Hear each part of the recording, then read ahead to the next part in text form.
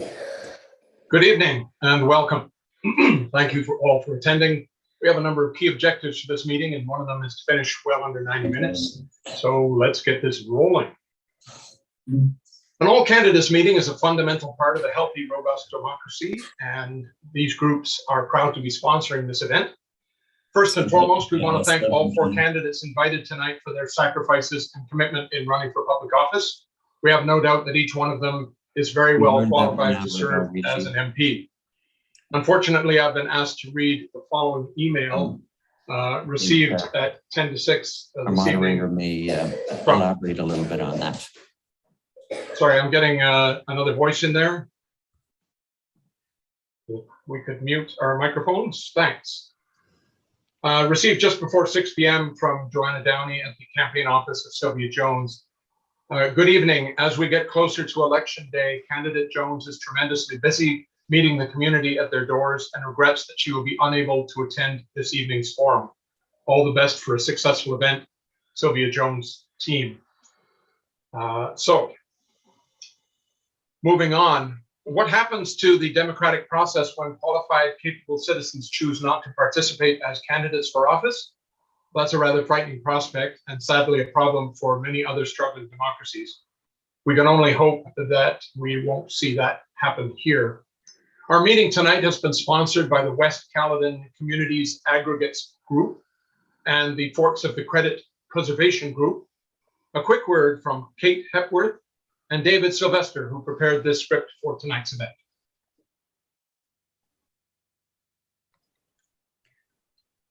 Good evening, candidates and everyone watching. My name is Kate Hepworth. I am the president of the Caledon Village Association. Recently became the chairperson of the West Caledon Communities Aggregate Group. When the CVA joined forces with other community groups in Ward 1, it was very clear how many issues we have in common. While we are the West Caledon communities, we approach our issues with the respect and understanding that all of Caledon shares in many of the same issues. Having the ability to work with, help and support the Forks of the Credit Preservation Group is a huge asset to helping create solutions. This evening, we hope that the candidates can provide all of Caledon with reachable, affordable, fair goals. The Caledon Village Association and the West Caledon Community Aggregate Group thanks the Forks of the Credit Preservation Group for providing this opportunity to hear the candidates and the candidates themselves, all 3 of you, that managed to attend and join us. Thank you. Over to David. Thanks, Kate. And thanks everybody for joining us in this debate. My name is David Sylvester, and I'm the president of Forks of the Credit Preservation Group. Together with the West Caledon Group, we speak for over 4,000 local citizens. And yes, we are delighted to be able to sponsor this event, but I must confess, we have some additional priorities beyond hosting all candidates meetings. Very briefly, I'll tell you that West Caledon is a beautiful area with gorgeous scenery and natural features. Our area has become a magnet for visitors and is now an enormously popular tourist destination. And we're delighted to see that happening. A good example of this popularity, our local park, that is Forks of the Credit Provincial Park, now attracts about 100,000 visitors per year, mostly from Brampton and Mississauga. Our group's primary mission is to preserve and enhance our wonderful natural assets, such as the park, the Bruce Trail, the Niagara Escarpment, and perhaps most importantly, the Credit River. What's the biggest environmental threat to our area? Gravel mining and quarries, sadly. A couple of the key questions for the candidates tonight address these gravel mining issues, and we're all looking forward to hearing their responses. Thanks again, everyone, and over to you, Andrew. Okay, our riding of Dufferin-Caledon is unique in many respects. It can be described as predominantly rural, and yet we are immediately adjacent to the GTA, the largest and most populous metropolitan area in Canada. Agriculture is a dominant industry in the area, but there are now hundreds of other small and medium-sized businesses in the riding, tied into the knowledge-based economy and the world of high tech. We have a population of about 150,000 people, and a large percentage of those folks are sensible, pragmatic, and well-informed. The perfect audience for an all-candidates meeting. I'd like to introduce our three candidates tonight in alphabetical order. Laura Campbell of the Ontario Green Party, a small business owner in Orangeville, a mother of two, a writer, and a passionate environmental advocate. Laura has a master's degree from the London School of Economics and is a PhD student on lead at U of T. Laura's priorities include affordable housing, a homegrown, secure food economy, and a workable climate plan for Ontario. Rob Gordanier of the Ontario Liberal Party has been farming in this area for over 40 years and has played a prominent role serving on multiple agriculture committees and boards during that time. He was also a police officer and firefighter in Brampton for many years. Bob is a committed advocate of public health care, a strong mental health care system, and affordable housing for new homebuyers. And Tess Prendergast of the Ontario New Democratic Party has been committed to public education as a teacher for more than a decade. She is a mother, educator, and a dedicated leader with Scouts Canada. Her priorities include a strong public education and healthcare system. She's a strong advocate for social and environmental justice. Additionally, affordable housing, public transit, and protection of our farmlands are major priorities for Tess. Now, our rules for tonight. Each candidate will have 2.5 minutes for an opening statement, and we'll proceed in reverse alphabetical order. I'll flag time when the time is up, although I think with one person missing, we can afford to be a little lenient on the time tonight. We'll then ask 10 questions with all 4 candidates consecutively answering each question one at a time. They have received the questions and received them ahead of time. For example, we ask question number 1, we receive 3 answers. We move on to question number 2 and so forth. The 3 candidates will be sorted in alphabetical order while answering the questions, and that order will shift by 1 candidate with each consecutive question. After our Q&A session, each candidate will have 3.5 minutes to make final summary remarks and possible rebuttal comments. So we will begin in reverse order with Tess Prendergast having 2.5 minutes for her opening remarks. Tess?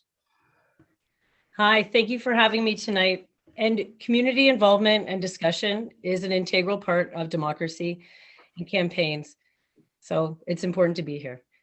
I'm a mother, I'm a teacher, I'm a hard worker and a proud Ontarian.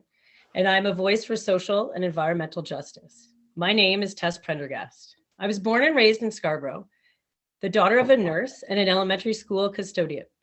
I know the value of hard work and perseverance.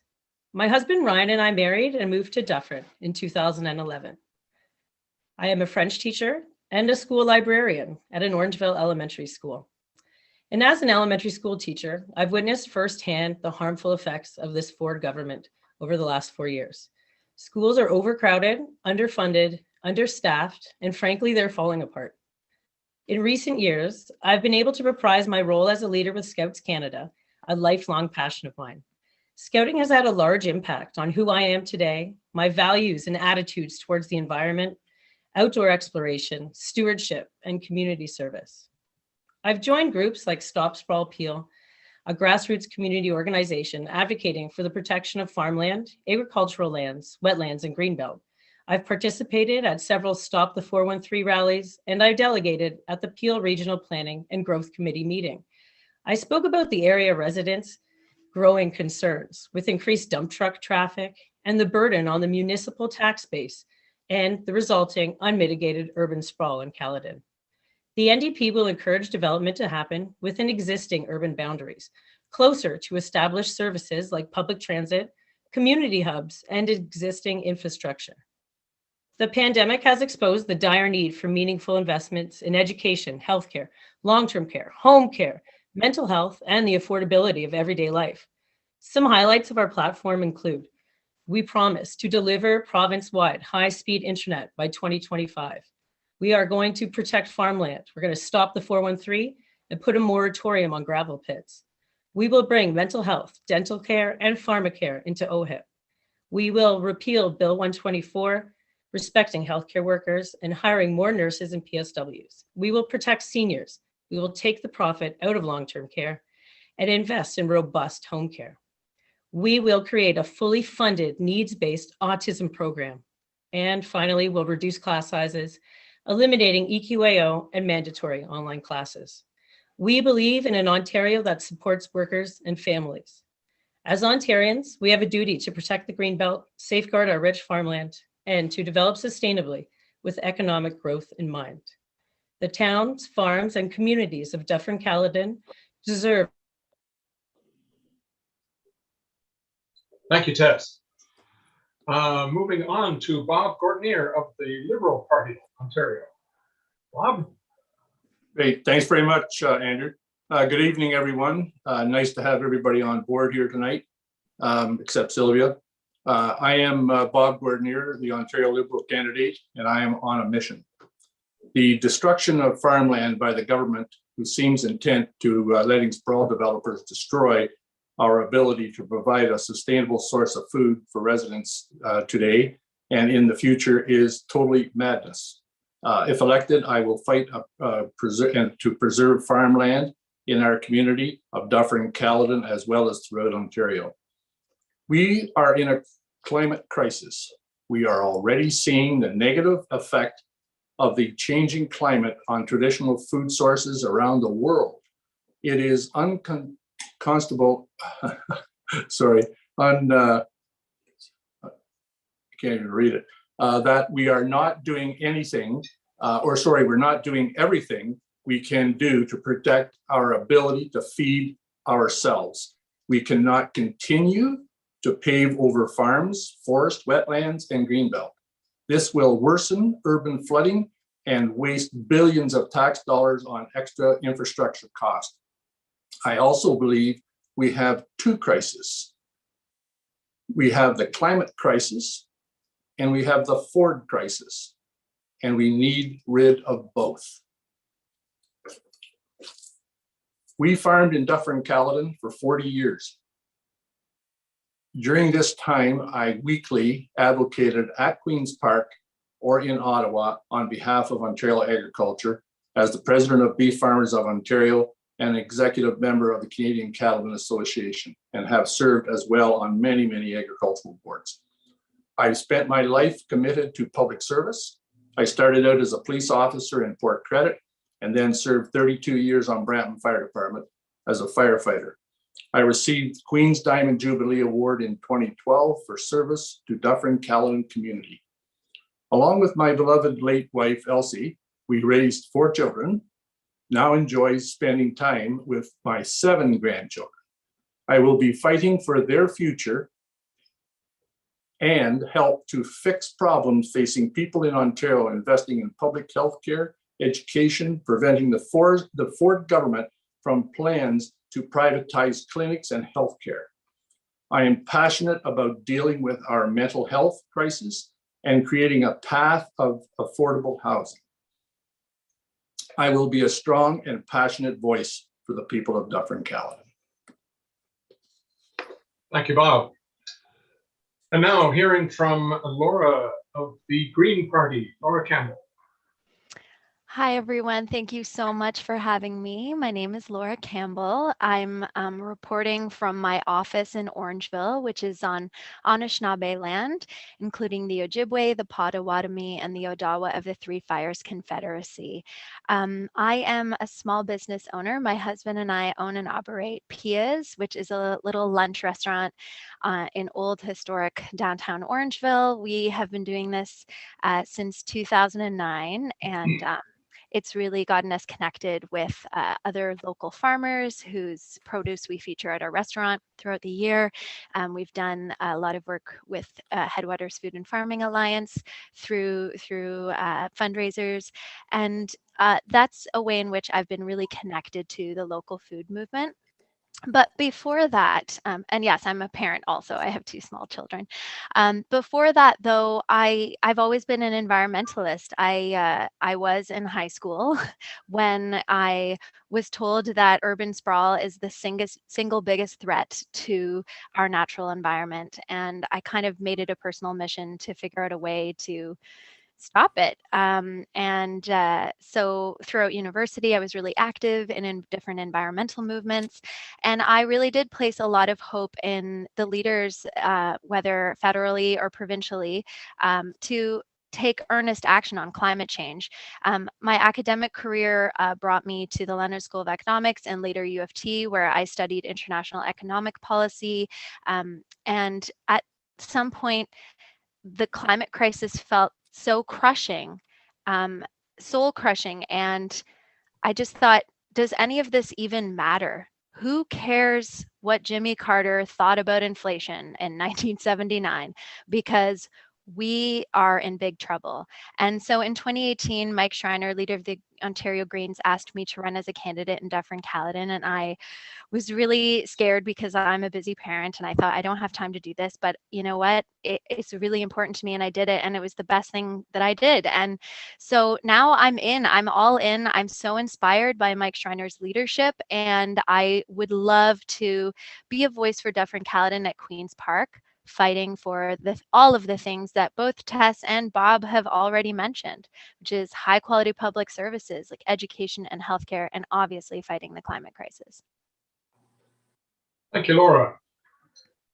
All right, so we're moving on to the first question of the evening, which will be a 2-minute response, starting with Laura. This is the question.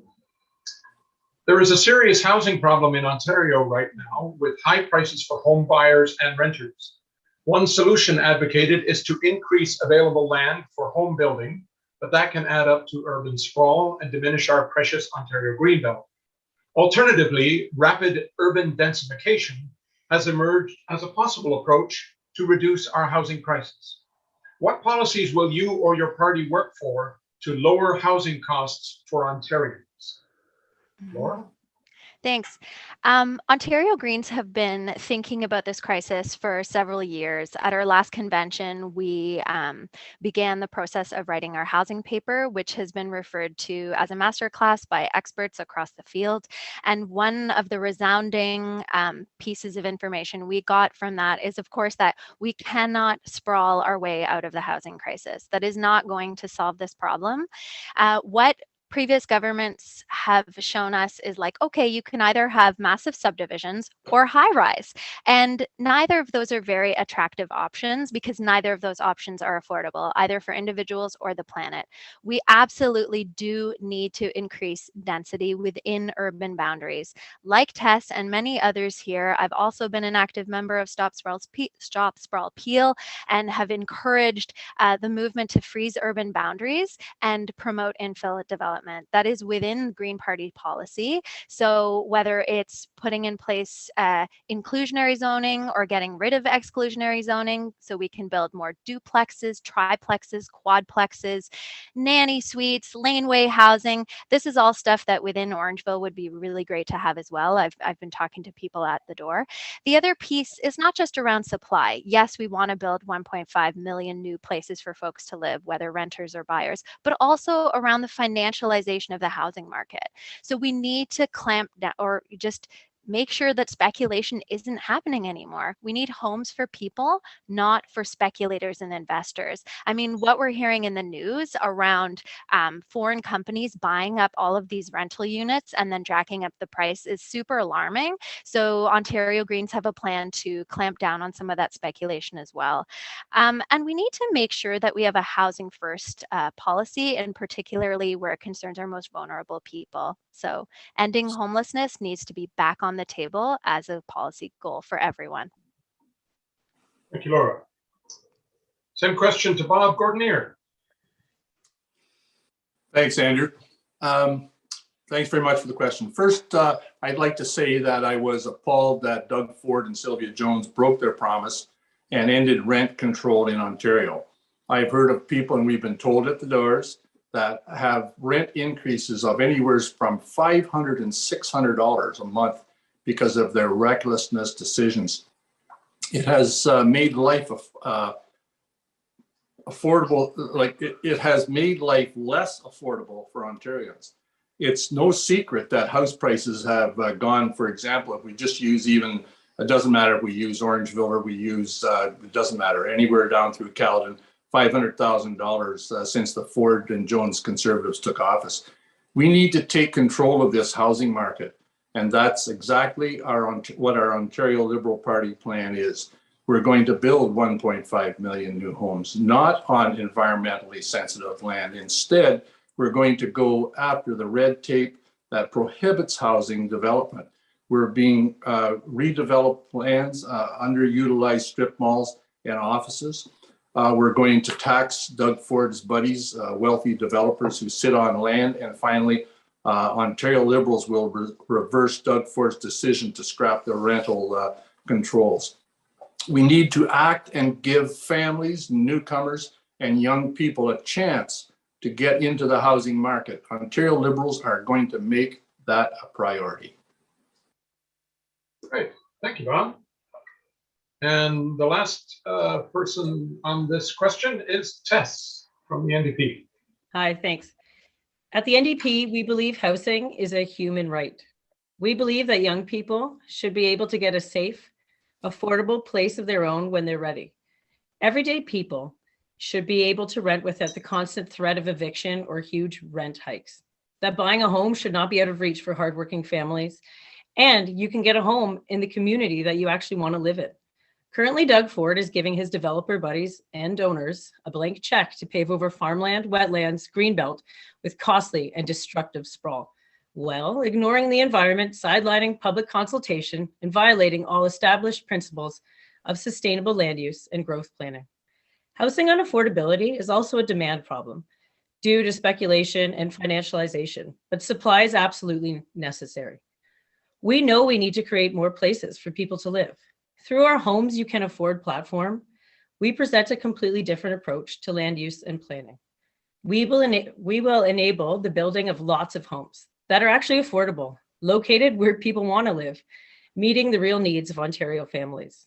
We will build 1.5 million new homes over the next decade, and exclusionary zoning to enable more affordable missing middle housing like duplexes, triplexes, things that might be attractive to a new home buyer or someone looking to downsize. And we'll create a new public agency, Housing Ontario, to build over 250,000 new affordable non-market rent homes over the next decade. And finally, we will bring back rent control for all apartments, eliminating that financial incentive for landlords to squeeze out tenants just to raise the rent for the next one. The NDP values housing as a human right because everyone deserves a place to call home. And we can do this without wastefully paving over irreplaceable farmland or destroying cultural and natural heritage, because that is what we value. Thanks very much, Tess. Question number 2. The Highway 413 proposal is highly controversial, and we're all aware of the serious environmental costs associated with the construction of this corridor. Unfortunately, rapid transit is not practical in rural areas, nor can it replace commercial trucking. Do you support the 413 proposal? If not, what realistic alternative would you propose? This will be 1.5 minutes. Bob? Thank you. Let me be clear here. Highway 413 is a highway to nowhere.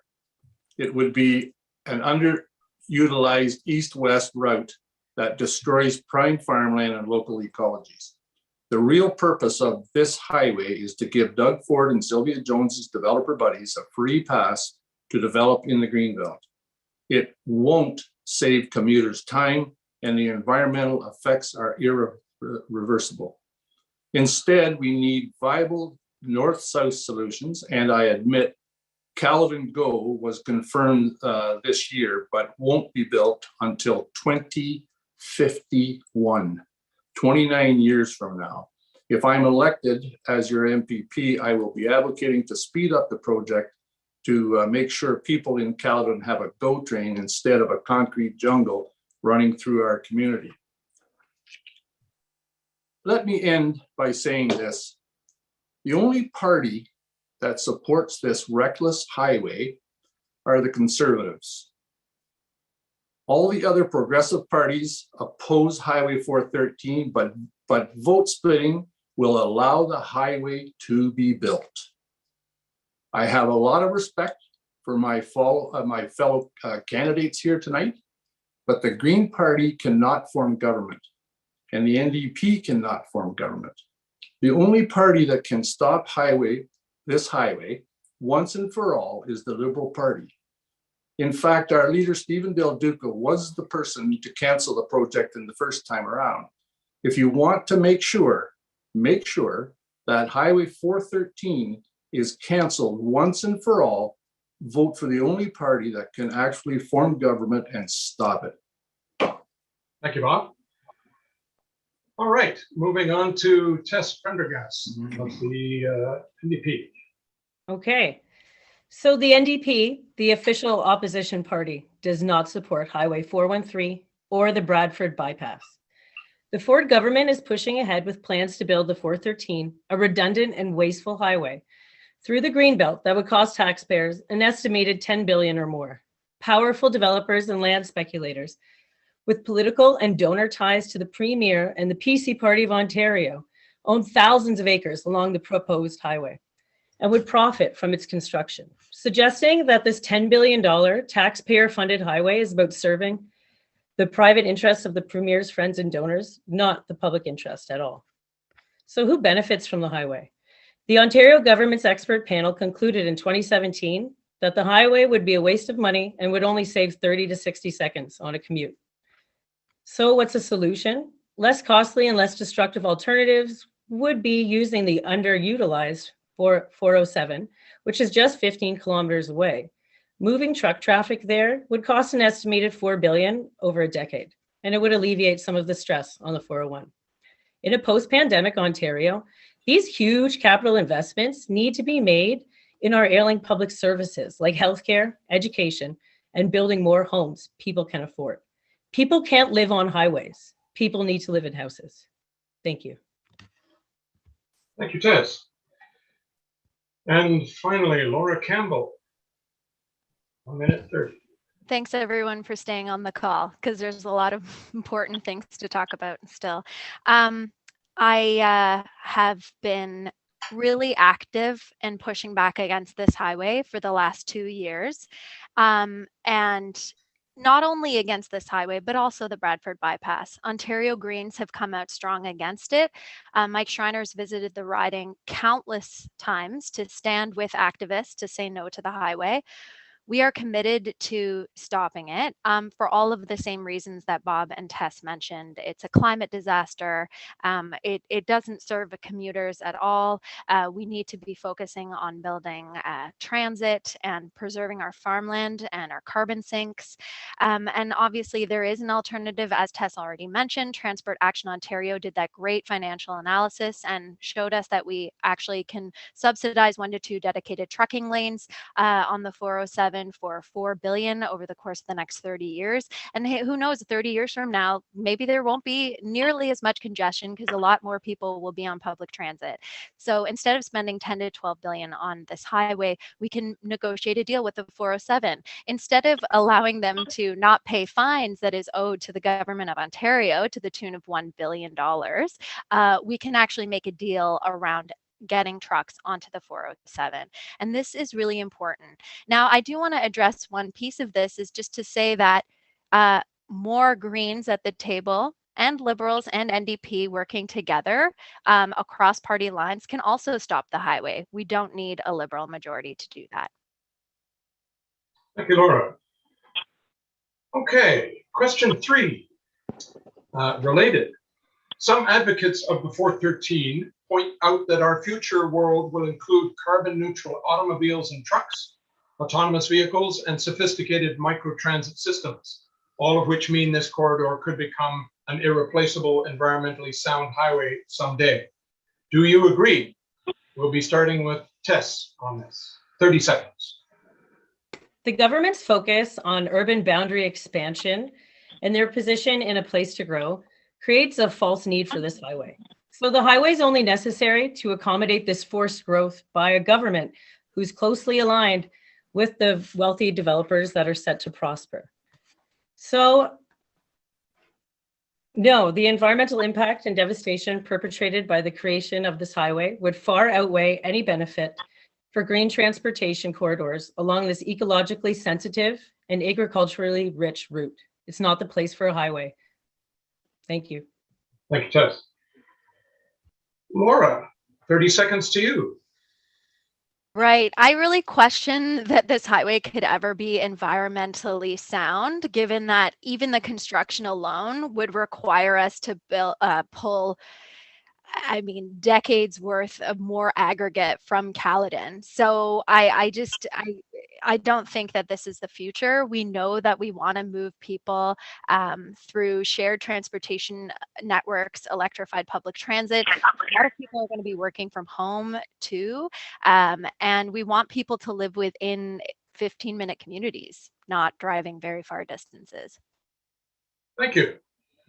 And finally, Bob, 30 seconds over to you. Thank you. Under no circumstances is Highway 413 environmentally sound. It destroys prime farmland, kills ecologies, and rips our green belt apart. The effect of 413 are indeed irreversible and will detrimental to Ontario's environment. We are in climate crisis now, and we can't wait until the highway is net zero for it to be feasible. We need to invest in responsible public transport, not mega highways. Thank you, Bob. All right, moving on to the fourth question for the evening, which is a very short 15-second question. Automated photo radar units in community safety zones in towns and villages are popular with many Caledon residents. Will your government advocate for the use of this technology? 15 seconds, starting with Laura Campbell. Yeah, so I think speeding is a massive problem. It's a huge danger to pedestrians and cyclists and communities everywhere. If this is something that a community wants, 100%, I would support it. I'm really committed to listening to people of different hamlets across the riding, listening to their needs and making those things happen. Thank you. And 15 seconds to Bob Gordanier. Thank you. If you thought our roads are dangerous now, wait until Highway 413 is possibly built. Yes, I believe in keeping our roads and communities safe. I will advocate for photo radar in community safety zones. Thank you. And a quick answer from Tess. We believe in a municipal council's right to decide on what's best for the community. And these radars are proven 80 to 90% successful in places like Ottawa, especially in traffic calming zones where you might find seniors or children. However, we acknowledge that there are some concerns regarding civil liberties. So the NDP will have an open door policy and listen to all of its constituents and always act in their best interest, but ultimately leaving that decision with the regional council. Thank you.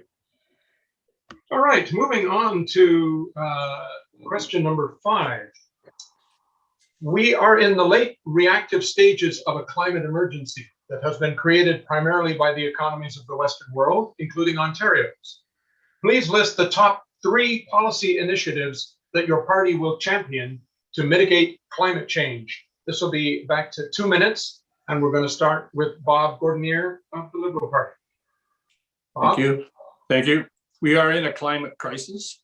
What we do now will dictate what our planet looks like in the next few decades. Ontario Liberals have a plan to face this challenge head on. First and foremost, Ontario Liberals will reduce transit fares to $1 across the province. That means if you are taking a GO bus from Bolton or Orangeville, it will only cost you $1. If you are taking Brampton Transit into Southfields, it will only cost you $1. Our plan will not only save you thousands of dollars in a year, but it will cut emissions and take 400,000 cars off the road each day. We're also going to bring back the electric vehicle incentive that Sylvia Jones and Doug Ford scrapped. That's $8,000 on a purchase of an electric vehicle. Next, we're going to cut Ontario carbon pollution in half by 2030. We know that greenhouse gases contribute to rising sea levels across the world, and it's our job to fix it. Ontario Liberals will achieve net zero emission by 2050 to help combat this crisis. Finally, unlike the Conservatives that want to tear through the Greenbelt, Ontario Liberals will expand the Greenbelt and designate 30% of our land as protected areas. We'll also establish 5 new provincial parks to sustain Ontario's natural areas. We have gone backwards on climate change in Ontario under the Ford Conservatives. Ontario Liberals will reverse that with bold action to curb the climate crisis. Thank you, Bob. Same question going to Tess Prendergast. Thank you. The reality of climate change is already here. Ontarians need to know that our children and grandchildren will be able to enjoy the clean air, drinking water, and beautiful natural spaces of previous generations. All Ontarians deserve a prosperous, healthy future. The Ontario NDP has a bold and practical plan to address the urgency of the climate crisis, while at the same time revitalizing our economy, protecting workers, and creating millions of good, well-paying jobs for Ontario families. Our plan is called the New Green Democratic Deal. I'll go over 3 main points. All newly built public residential and commercial buildings will be net zero by 2030, and we'll launch a world-leading building retrofit program that will generate $15.2 billion of annual economic activity and create 100,000 jobs, mainly in the trades. And we also have a plan for training people in the trades and really revitalizing that sector. This includes, there's a second point, this includes a home retrofit program that will provide grants averaging $7,000 to $11,000, plus an easy zero interest on bill financing to help up to 175,000 families a year electrify their homes and make them more energy efficient. And third, Ontario's first zero emissions vehicle strategy, ramping up electric vehicle sales to hit a 100% target by 2035, and giving families cash to install charging stations in their homes, and making sure all new homes have charging station capability. To switch to an electric vehicle, Ontarians will be given an incentive of up to $10,000 when purchasing a non-luxury EV. So that would be one under $100,000. And we will focus on electrifying all municipal transit by 2040. We have a bold, achievable, fully costed plan using existing revenue streams, cap and trade, and green bonds.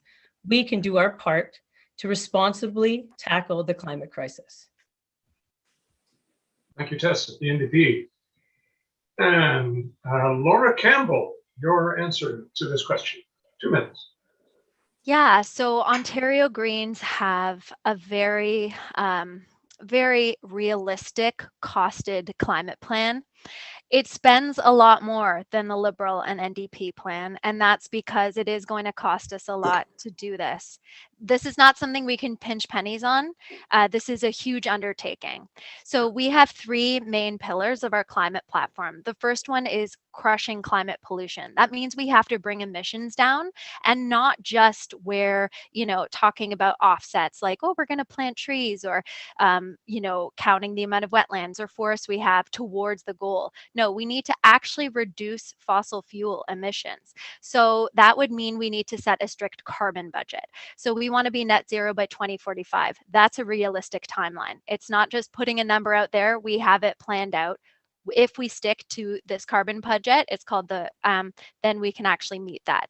So one of the ways in which we do that is we electrify our grid, our electricity grid. We green the grid. We electrify our transit networks and our transportation, also supporting individuals through EV subsidies and making sure that we are prioritizing transit, not highways.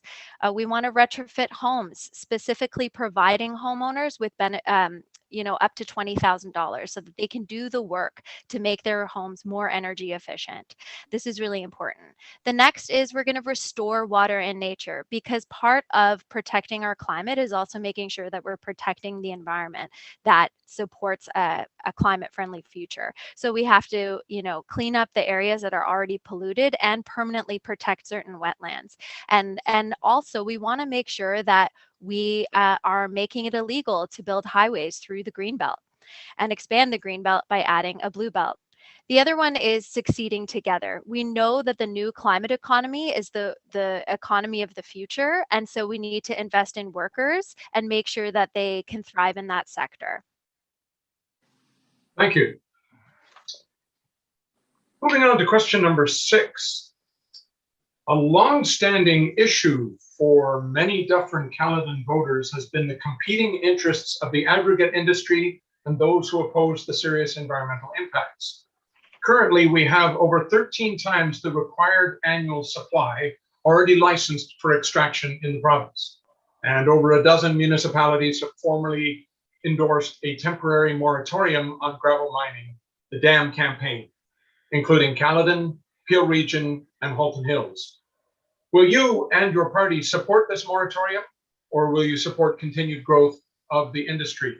And we'll be starting with Tess Prendergast of the NDP on this question. 2 minutes. Tess? Hi. The official opposition, the NDP, supports a moratorium on issuing new approvals for gravel pits. Ontario needs a coordinated strategy for gravel mining, and the NDP supports the calls to pause new approvals until we have a strategic plan in place. We acknowledge that gravel and aggregate are a necessary part of development and growth. We all need cement. We need gravel. We don't all have mud driveways. So we acknowledge that this industry is important to Ontario, but the province needs to have more control over the location of these pits. A farmer told me that it's much easier to build a pit, to dig a pit or build homes on farmland because it's flat. You don't have to work as hard. So that's why this land is attractive to these developers who want to either mine or build homes. So right now, gravel mining approvals are not coordinated well. There are pits popping up all over the riding and they're disrupting lives. Some problems associated with them are being too close to homes and farms. Water tables are impacted when digging happens down to the limestone. Noise and dirt become an everyday reality for people that live too close. And rural municipalities end up paying for road repairs. We support the calls to pause new approvals for gravel mines until we have developed a comprehensive, balanced plan for future mine locations. We can't just let new gravel mines keep popping up all over the place, disrupting lives without a solid plan. Thank you. Thank you, Tess. Laura of the Green Party, Laura Campbell, 2 minutes. Go ahead. This is a really important campaign. I watched it closely as it was emerging and was happy to see many municipalities sign on. Of course, Ontario Greens have already signed on to it, and we fully support this moratorium. And I mean, many of you are in the community that's been fighting so much of this aggregate expansion. In particular, when we think about the proposed project that's coming to the cataracts, a 400-acre parcel of land that's going to have a mega quarry in it on a World Biosphere Reserve. And so absolutely, this moratorium is essential. You all are aware of the facts. We use 2 billion liters of water a day in the aggregate industry. There's over 5,000 approved sites that are licensed to extract 13 times more aggregate than the province's annual consumption. So we already know that we have enough pits to meet the demand.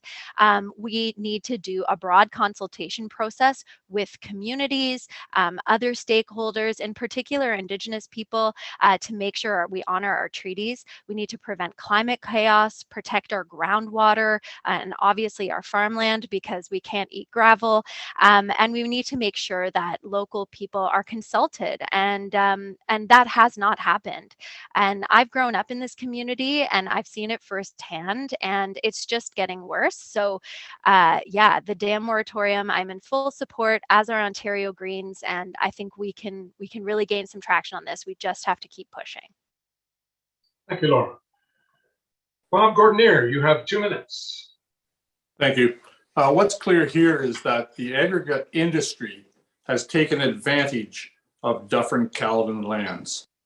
We know that these aggregate sites cause serious impact on our environment, drive down the price of homes for people that live beside it, and are attempting to expand like wildfire across our riding, especially over the past few years. The Ontario Liberal Party will strengthen outside and environmental protections over gravel and aggregate mining before approving new mines.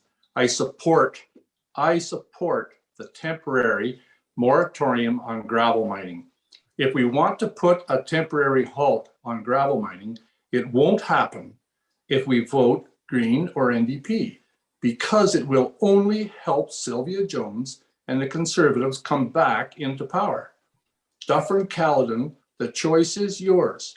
More gravel pits and quarries, or a Liberal government that will put a pause on this. Thank you, Bob. All right. There's a related question, question number 7, which will also have 2 minutes, starting with Laura. Over 4,000 acres of Caledon's beautiful countryside has been laid to waste by gravel mining. In many cases, the aggregate operators are not required to rehabilitate this windswept moonscape. And as you know, aggregate resources are under provincial jurisdiction. What would your government do to rectify this problem? Starting with Laura Campbell of the Greens. Well, sadly, as so many experts know, it's almost impossible to fully rehabilitate former pits and quarries. It can never be brought back to, the pristine farmland that it once was. So, the option for a lot of local municipalities, communities, is to try and take on that massive task by themselves. Maybe through fundraisers, maybe by partnering with conservation authorities. There are ways that it's being done here and there, but it really is not being done really at the scale that it needs to. Part of that is that there is a lack of enforcement. The Aggregate Resources Act does require aggregate operators to rehabilitate the land. We know that's not happening. There are loopholes in the ARA, and we need to do a full review and make sure we close those and make sure that aggregate operators are paying for the rehabilitation themselves. Because what's happening is they are actually just letting them, lie there. They're not rehabilitating them, and then they're paying farm taxes rather than aggregate extraction taxes. So the time limit on when they need to close pits after they've finished extracting the aggregates needs to be addressed. They need to, as soon as they're done extracting, the rehabilitation plan needs to be in place. And we need to make sure that they're the ones paying for it. And obviously, this is not just a problem in the aggregate industry, but across all mining industries. We know that Alberta has tried to address this as well with the oil sands, with the wells for oil, and in other mines in Northern Ontario. We need to get after these folks and make sure that they're paying to do this work and to rehabilitate the land. We know that it's never going to be pristine farmland again, but at the very least, make sure that taxpayers in those municipalities aren't footing the bill.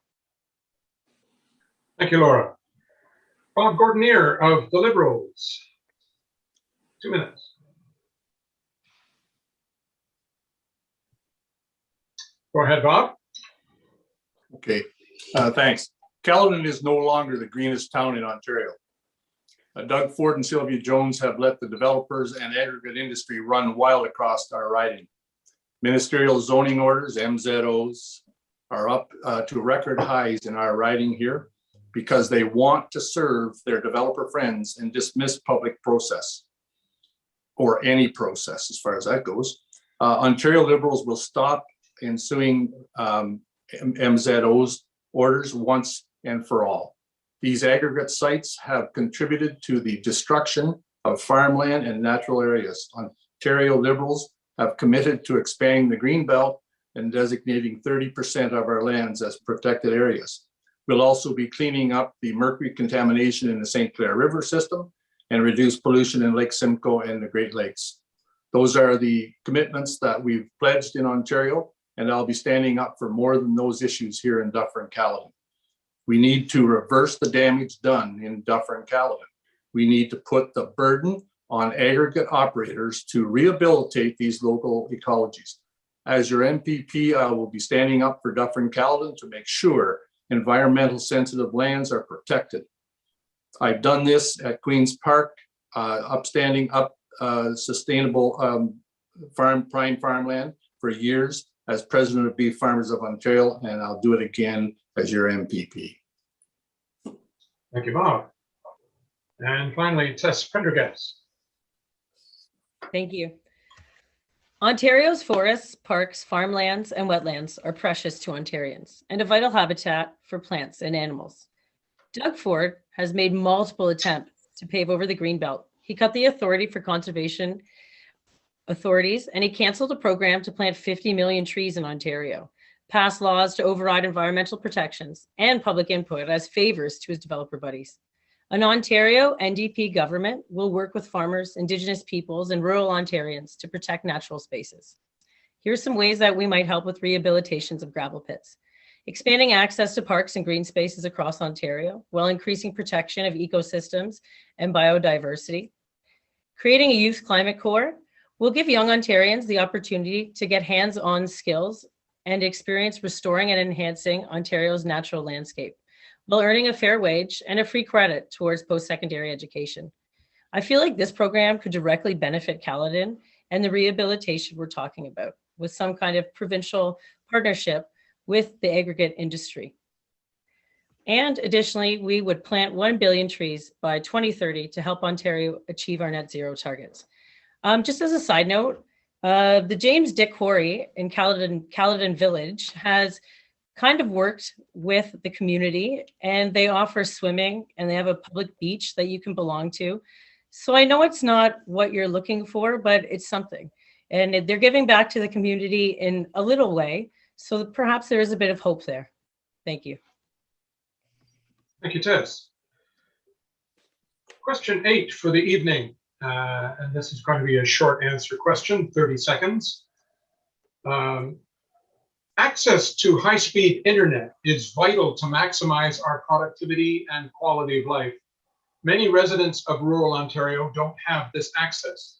What will your government do to deal with this problem? This will be 30 seconds, starting with Bob Gordanier. Thank you. It's well to see that in a developed province like Ontario, rural broadband internet is still inaccessible for so many in our riding, so many places in our riding. Only 30% of rural households in Ontario have access to high-speed internet. Sylvia Jones has been MPP since 2007, and yet these local issues have persisted well over 15 years. As your MPP, I would advocate to bring in proper infrastructure to have broadband internet across the entire riding. Thank you. All right, Tess Prendergast. So broadband is an essential service for rural Ontario. Well, it's an essential service for everyone, and we'll treat it like that. Frankly, it hasn't been prioritized by the past two successive governments, Liberal and Conservative, and they haven't provided Dufferin-Caledon with internet. I taught online for the last 2 years, and I had students that were unable to access their education because of faulty internet service. I spoke to a farmer who had to drive almost 25 minutes to Tim Hortons to use the Wi-Fi so he could download software, a software update, which was essential for operating his farming equipment. That is not acceptable. An NDP government will deliver province-wide high-speed internet to rural Ontario, to all Ontarians, by or before 2025, and that's a promise. Thank you.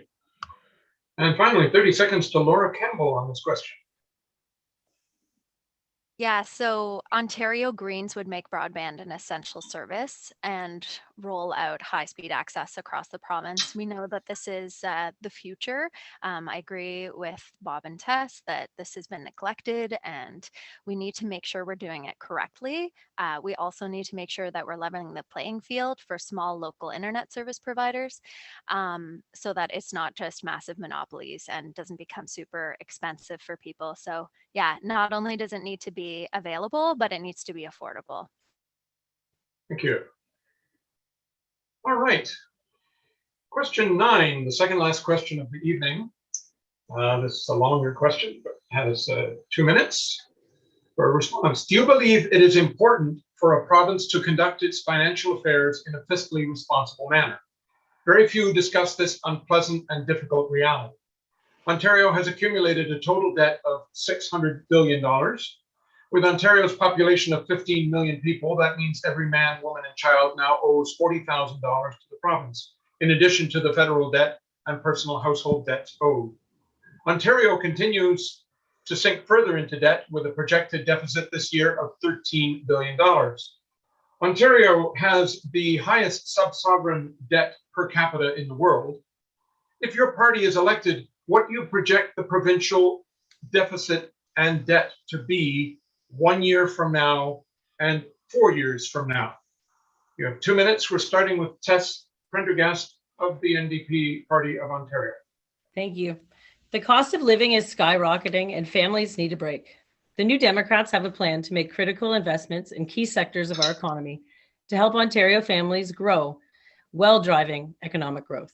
Our plan to build transit, make childcare universally accessible, reinvest in our healthcare and education systems, and raise wages will strengthen jobs and the pandemic recovery. We will freeze taxes for the working class, cancel wasteful projects, and invest instead in infrastructure projects that will actually cut commute times, the cost of transit, and greenhouse gas emissions. The pandemic made it more clear than ever that Ontario families urgently need new investments in healthcare, long-term care, home care, and education. A pandemic recovery will require sizable investments. An Ontario NDP government will manage Ontario's finances responsibly and invest to fix and deliver the services that our communities need.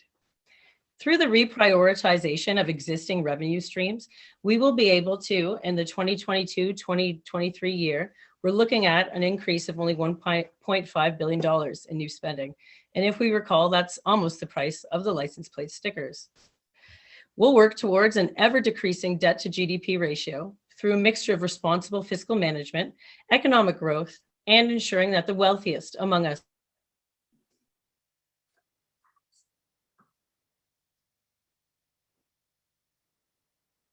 Sorry, Tess, we lost your audio there. If we can hold on for 1 second, we'll give you that time back. A 2% tax increase. Thank you so much. Okay, thank you, Tess. Moving on to Laura Campbell. 2 minutes. I know you're trying to keep it short, but Tess did get cut off. I don't know if anyone heard that. I didn't No, I have did, yes. the last half. I don't know. Yeah, I'm just not sure where to pick it up for her. Tess, do you want to repeat the last few sentences of your response? We have the time for it. You missed all the good stuff. No, just I guess. Yeah, all that really good stuff. You missed it. Okay. Let me read the last. I'm going to go through the last little thing. Please. I said, we'll work towards an ever decreasing debt to GDP ratio through a mixture of responsible fiscal management, economic growth, and ensuring that the wealthiest among us pay their fair share. And then I just went on to say that we'd be increasing taxes for individuals who make over $220,000 a year and people that make over $300,000 a year. So we just want to reiterate, the NDP has a fully costed plan and sometimes gets that bad rap for overspending. But the reality is we need big, sizable investments in our public system because it's failing. Our hospitals are failing, our education system is failing, and we need to invest now. Thank you. Thank you. So we need to invest in some high-speed internet as well. All right. Laura, over to you. Thank you very much for that, that correction. This is a really important question. I am really interested in government finance, just academically and in general. I think it's really important that we talk about the debt because it gets all kinds of jurisdictions in a lot of trouble if we don't address it. But while I don't believe in austerity measures at all, we can't cut our way to fiscal balance. We just can't do it. And that's exactly what Doug Ford's government has done or is trying to do. And ironically, it's not fiscally responsible because not only is he cutting programs that make Ontario's economy stronger, he's also cutting things that bring in revenue for the province. This is crucial. If we are to get to balance, we need to make sure we have stable revenue streams into Ontario's coffers that will help us deal with the deficit. I've heard mixed numbers on the media from the Financial Accountability Office around what the deficit actually is. At first it was this, and then it was amended, and then it was a bit lower. But Ontario Greens are fiscal responsibility is built into the work that we do. Our plans are fully costed, and I did try to find an exact number, but we recognize that getting to balance in 4 years is probably not going to be possible if we are to address the climate crisis in the way that it needs to be addressed. We do see ourselves reaching balance by 2027, in particular because investing in the new climate economy will make Ontario a prosperous place again. We know that Ontario's economy and tax base will grow if we do that. So I feel confident that working towards balance is key, and that we're creating the jobs of the future and thereby expanding our tax base. And yes, keep the things that are bringing money into Ontario's coffers, keep those there. Cut programs that no longer serve Ontarians, like EQAO testing, and bring back license plate stickers. Thank you. And the last one on this question, Bob Gordanier of the Ontario Liberal Party. Thank you. First, I will say that despite their claims that the Conservatives are fiscally responsible, they are spending more money and a faster rate than any other previous government. And it's not because of the pandemic, because the government only spent a fraction of their money to support people during the pandemic while relying instead on the federal government. Let me be clear, we will not put at risk the funding of public services, especially after the pandemic, unlike the Ford and Jones cut to education, healthcare, universities, and everything in between. Ontario Liberals will provide adequate funding to make sure that our public institutions are not underfunded. Unlike the Conservatives, we will not privatize part of our healthcare system, and we will make sure that PSWs and nurses get the pay that they deserve. We'll do this by taxing the richest earners and corporations within over $1 billion in profits. We also know that life is unaffordable right now. So we're taking action to help put money in families' pockets. Liberals will eliminate HST on prepared foods under $20. We will also refund $2,750 per child for childcare costs that added up while Doug Ford delayed signing the childcare agreement with the federal government. Finally, we will boost pensions by $1,000 for seniors that need it. In closing, I will say that I believe in fiscal responsibility. We will balance the books because I don't believe in spending more than we have and putting a financial burden on our future generations. Ontario Liberals will return to a balanced budget at the end of our 4-year term of 2026. Thank you, Bob. All right, final question of the evening, and it's a short 30-second question. And it's a little different. Imagine that you are the Premier of Ontario and have been given a 10-year mandate to run the province. You are given a magic wand to implement one policy or make one change to make our province a better place to live, work, and play. Feel free to think outside of the box. What would your one decree be? And this is a 30-second response, starting with Laura Campbell of the Ontario Green Party. Laura? This is a great question. It's also very hard. I was brainstorming it on the drive home with my family the other day. And if I'm being honest, it would be to create high speed, high quality, light rail infrastructure, transit infrastructure across Southern Ontario to connect all of our communities, because it would reduce traffic accidents, putting less pressure on our healthcare system. It would reduce asthma in young children, putting less pressure on our healthcare system. It would mean that people could work on meditation while they're traveling to work, or read a book, or just knit. I love knitting. So I always think I'd love to just be knitting on a train. That seems so delightful to me. So yeah, that's what I would like to do. Thank you, Laura. Difficult to fit this one into 30 seconds, so we'll just do our best. Bob Gordanier of the Liberal Party of Ontario. Thanks very much. Well, to put it simply, it will take 10 years to reverse the damages done by the Ford and Jones government. So I will do everything in my power to reverse the cuts, the stops, the environmental destruction, and make sure that our province is moving forward a more sustainable environment for everyone to enjoy. And our Liberal government will move to do that and start it in 100 days. Great, thank you. And Tess Prendergast of the Ontario NDP. I would just want to make sure everyone had a home to live in.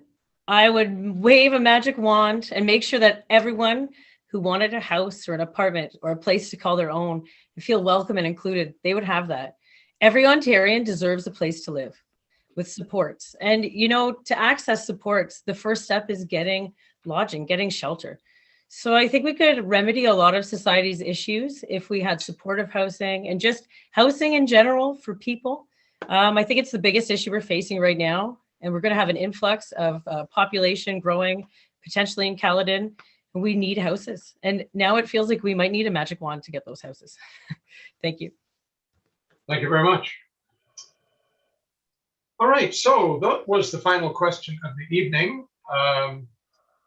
We have now 3.5 minutes to make final summary remarks and possible rebuttal comments. That 3.5 minutes is going to be in the alphabetical order of Laura, Campbell, Bob Gordanier, and Tess Prendergast. Just setting up here for 3.5 minutes. And Laura, whenever you're ready to go. Sure. Thank you. Thank you so much, everyone, for being here and listening to us despite the very problematic interruption earlier. But, you know, I'm just so grateful to be doing this with the Ontario Greens because our vision is really focused on not just papering over the cracks in our foundation, but really fixing them. We need to obviously address the problems right in front of us, but we also need to build in some prevention. And absolutely, homes, not highways. That's a huge piece of this. We need to ensure, exactly as Tess said, that everybody has a place to call home. We need to freeze urban boundaries, build more affordable and supportive housing, and make sure that we're clamping down on speculation. One piece we didn't talk about was mental health. This is a massive crisis and has been for a long time, but it was exacerbated by the pandemic.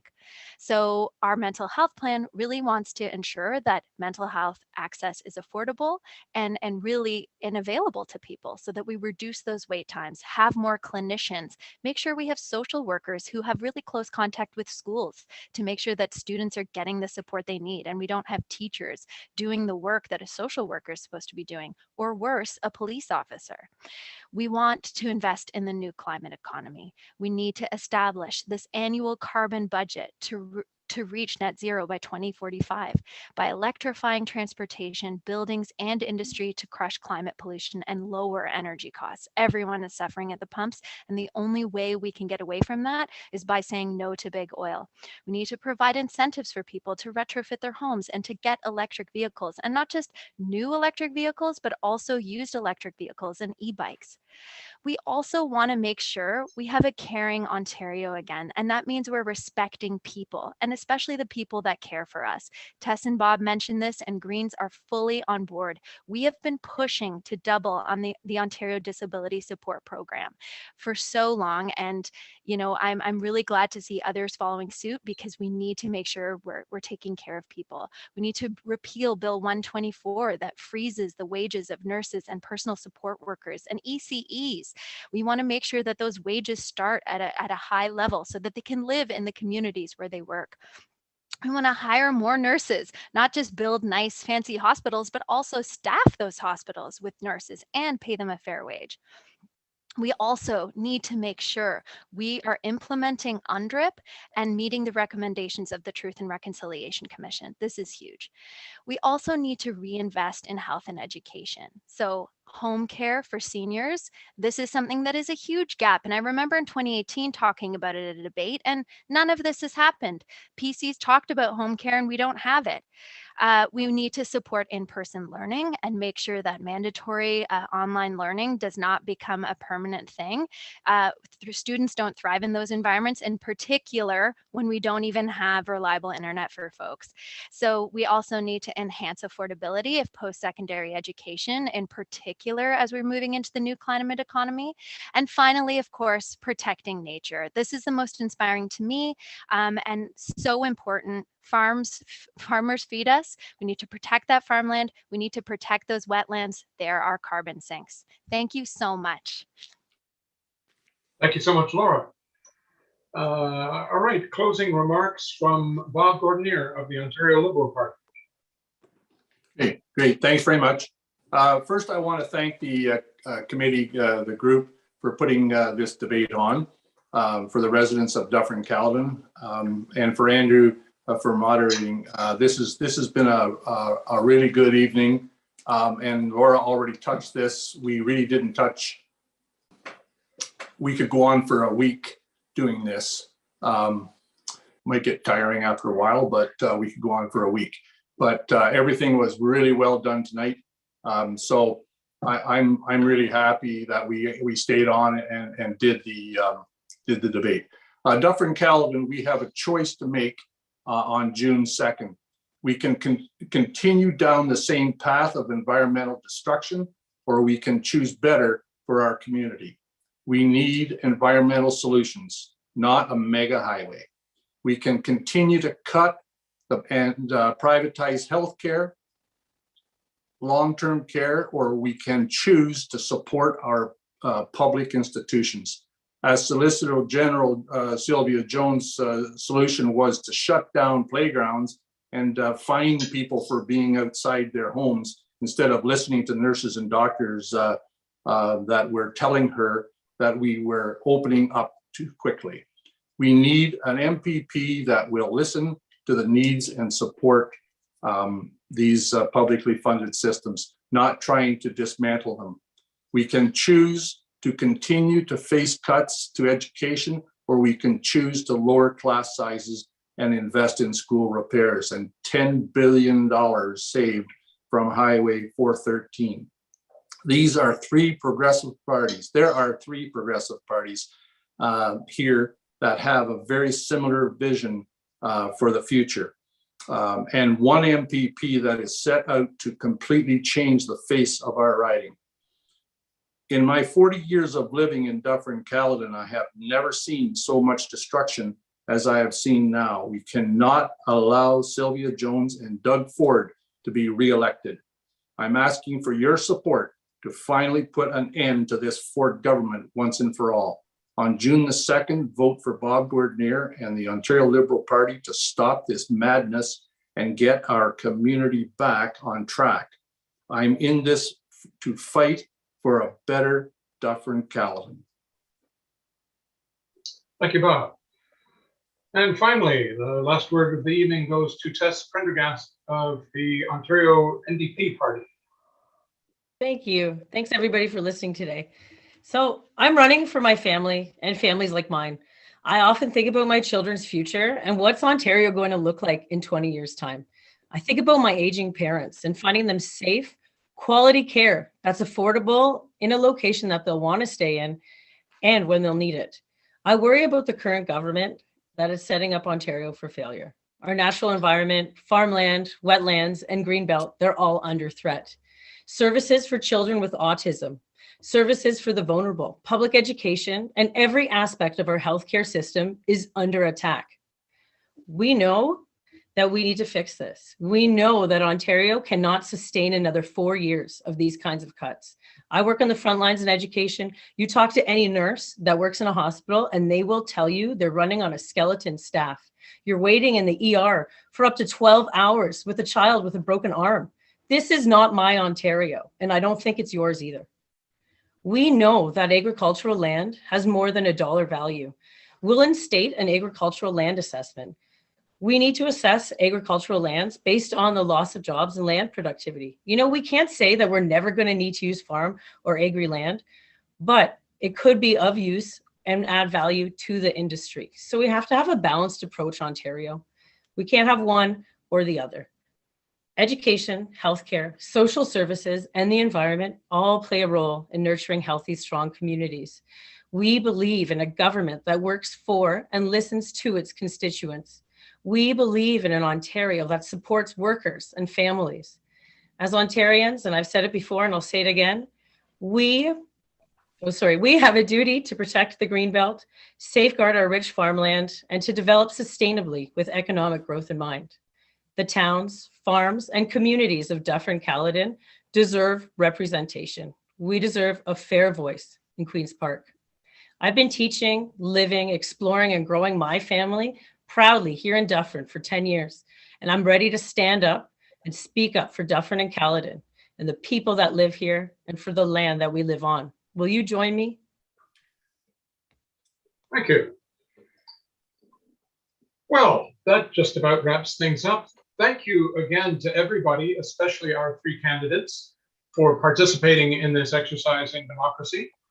Tonight's meeting has been recorded for YouTube, and you can access the recording with a link that might be found in the chat room. So have a look in there, as well as will be posted on the website for the Forks of the Credit group.